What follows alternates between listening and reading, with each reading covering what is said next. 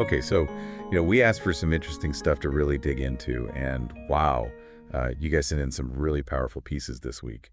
And this one I think is going to be a good one to unpack. Definitely, yeah. This one's got some layers to it. Yeah, for Yeah. sure. It's Psalm 120 from the New Living Translation on YouVersion, hmm and it's titled "A Song for Pilgrims Ascending to Jerusalem." So right away, we're thinking about, a journey. Yeah, not just any journey. Like, it's an ascent, so it's going upwards. There's a sense of, leaving something, maybe something difficult, and heading towards something better, a place of hope. Exactly. But then when you read it, the psalm, it like starts right in the thick of the hard stuff. Right. Oh, yeah, totally. Doesn't sugarcoat anything. No, it doesn't. Verse 1 just jumps right in.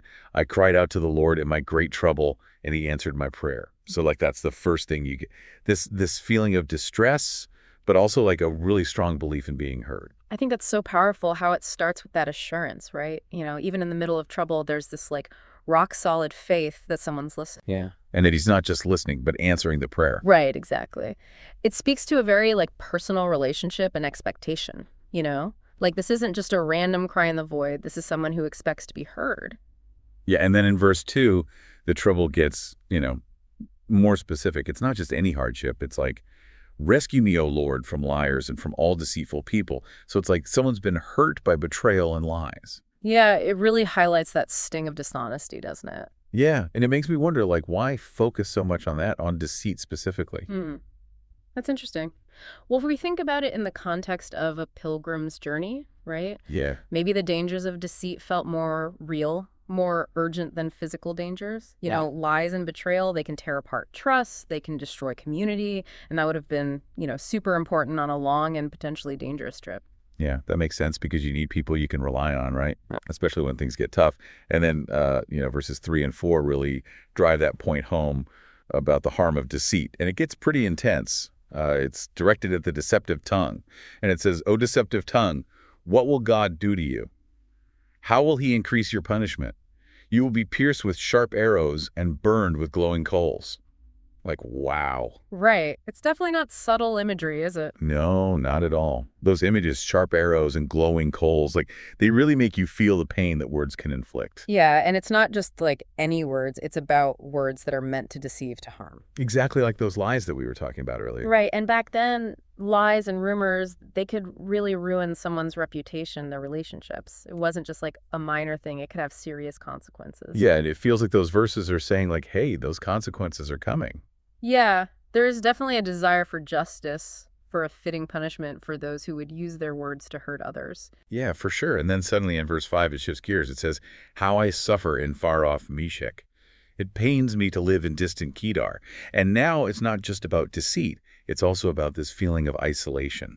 Yeah, it almost feels like the setting has changed, doesn't it? Like now we're somewhere else, somewhere unfamiliar. Yeah, and it makes you wonder, like, what do these places, Meshach and Kedar, really represent? Right. Well, they could be literal places, of course, but they could also symbolize a feeling of being, culturally or spiritually isolated. Yeah, like maybe being surrounded by people who don't understand you, who don't share your values. Exactly. And imagine that as a pilgrim, right? You're on this journey to Jerusalem, a place that's supposed to be about connection and belonging, Yeah. but instead you feel like you're surrounded by people who are different, who maybe even hostile. Yeah, and that feeling of being surrounded by people who are different seems to just get stronger in verse 6.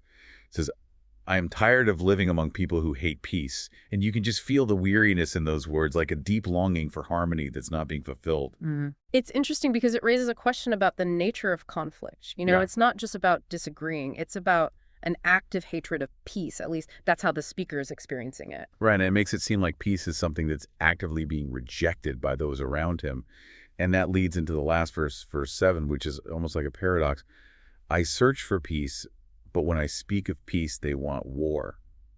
Like, how do you even deal with that? Yeah, that really highlights the futility of the speaker's efforts, doesn't it? It shows just how wide the gap is between the speaker's desire for peace and the hostile response that they're getting. It's like a total breakdown of communication, right? Like Yep. you're trying to reach out, but you're just met with more aggression. Exactly, and it leaves the speaker feeling trapped in this cycle of conflict. Yeah, and so when we pull all these pieces together, we see this really powerful personal plea against deceit, against the harm that words can cause.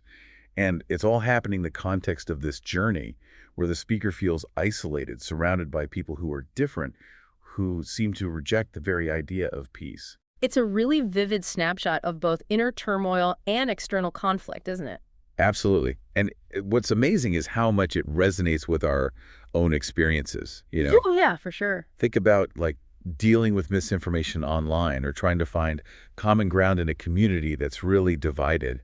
Those feelings of frustration and longing for peace, they're so relatable, even though this psalm was written centuries ago. Yeah, it's a testament to the enduring power of these emotions and these struggles. Exactly. So for everyone listening, think about those times when you felt like the speaker in this psalm. When you've encountered dishonesty or when you've yearned for peace in a situation that felt impossible. How might understanding this ancient song, this raw expression of those feelings, how might that offer a new perspective on your own experiences? I think that's a really powerful question to sit with. Yeah, for sure. It's a short psalm, but it takes you on a journey through some pretty big emotions. Yeah, it does, and it leaves you with a lot to think about. Definitely. All right, thanks for diving in with us on this one. It's been a pleasure. We'll see you next time on A Deep Dive.